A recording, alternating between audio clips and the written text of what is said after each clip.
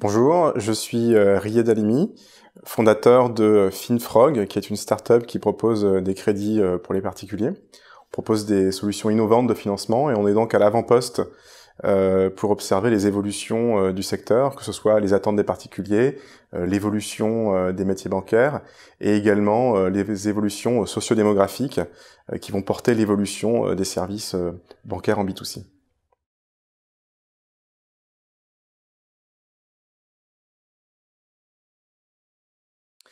Alors je dirais que globalement, avec l'omniprésence du digital et des smartphones auprès des clients et des consommateurs, globalement, les clients sont devenus beaucoup plus exigeants. Et finalement, ils vont attendre de la part des banques le même niveau de service que celui qu'ils peuvent trouver en allant commander sur Amazon, en se faisant livrer un repas chez Deliveroo ou en réservant une chambre sur Airbnb. Donc schématiquement, ça se résume à trois attentes finalement qui sont la rapidité, voire l'instantanéité, la simplicité d'utilisation, faut que les choses soient intuitives à utiliser, et puis troisième élément, c'est la transparence, notamment sur les prix. Alors c'est une transformation que les banques ont entreprise, hein, et donc maintenant c'est très facile de consulter ses comptes sur smartphone. Il y a 15 ans, il y avait encore des consultations qui se faisaient sur Minitel. Mais l'accélération va aller grandissant et finalement il y a encore toute une série de transformations à faire dans le secteur bancaire. Je prends un exemple qui sont les virements. En fait, quand vous regardez un virement, c'est encore assez lent. Si vous transférez de l'argent à quelqu'un par virement bancaire, vous faites ça un vendredi, l'argent va arriver dans le meilleur des cas mardi ou mercredi. Donc en fait, les virements ne fonctionnent pas le week-end. Ce qui est très compliqué à comprendre à l'heure où on s'envoie des SMS ou des WhatsApp à l'autre bout de la Terre. Deuxième élément, les virements, c'est encore assez fastidieux. Il faut taper un IBAN avec 27 chiffres, 27 caractères. Et puis, c'est assez coûteux. Ça peut coûter jusqu'à 20-30 euros d'envoyer un virement dans un autre pays en Europe. Eh bien, tous ces éléments vont évoluer, seront amenés à changer. Et d'ailleurs, si on prend l'exemple des virements, il y a tout un cadre réglementaire qui va imposer d'ici 2017-2018 des modalités beaucoup plus simples. Donc on pourra s'envoyer un virement en saisissant non pas l'IBAN mais le numéro de téléphone, avec des transactions quasi instantanées et une tarification beaucoup plus basse.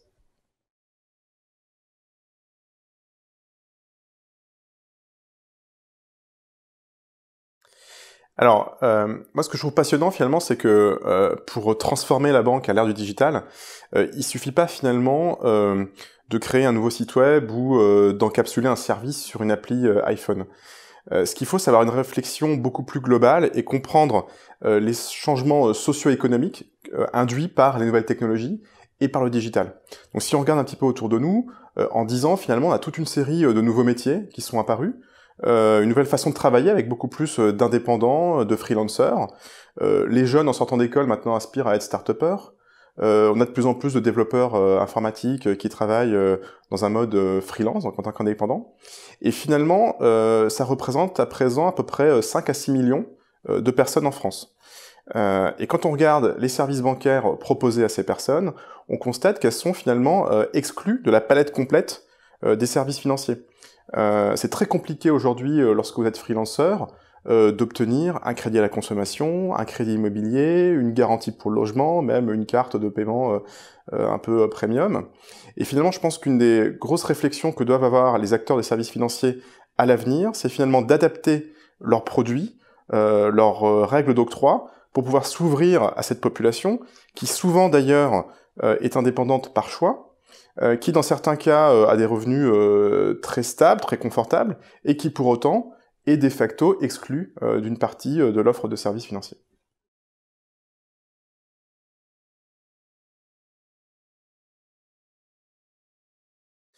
Alors, je pense qu'il y a, à l'ère du digital, l'émergence des données et de l'intelligence artificielle qui vont amener les acteurs des services financiers à profondément repenser leur métier. Que ce soit dans la gestion du risque, que ce soit dans la relation client. Si on prend l'exemple de la relation client, ce qui va se passer, à mon sens, c'est que on va aller devancer les besoins des clients. Donc on va deviner à leur place leurs besoins sans attendre qu'ils viennent vers nous. C'est ce que font déjà certains acteurs avec des algorithmes prédictifs. Par exemple sur Netflix, en fait, Netflix a deviné en fait le prochain film que vous allez regarder. Et bien dans les services financiers, ça va s'appliquer également. Je vais prendre un exemple. On va pouvoir prévoir vos situations de découvert. On va se rendre compte, par exemple, qu'au mois de mars, vous avez 3 anniversaires dans votre entourage, en plus vous partez en vacances au ski, et que structurellement, tous les mois de mars, vous êtes en découvert. Et la banque sera en mesure de vous proposer une solution de financement pour lisser votre trésorerie, et pour éviter de vous retrouver bêtement avec des frais de découvert ou des agios. Et donc finalement, c'est cette révolution de la relation client qui va être à l'œuvre, de mon point de vue, à la fois dans les agences bancaires, mais également dans la relation à distance, que ce soit au téléphone ou sur Internet. Ce qui sera également intéressant d'observer, c'est qui sera à l'œuvre pour opérer cette transformation. Donc il y aura naturellement les banques qui vont jouer un rôle majeur dans cette transformation, qui vont commencer à se transformer et qui vont continuer à évoluer. Et puis il y aura également l'émergence de nouveaux acteurs, que sont des acteurs spécialisés dans l'innovation dans les services financiers, que sont les fintech, et puis également des acteurs qui sont pas issus des services financiers. On va penser à Facebook, qui a embauché récemment l'ancien patron de PayPal, mais également à Airbnb, qui a racheté une start-up dans les services financiers, et qui vont elles aussi proposer des services innovants à l'avenir.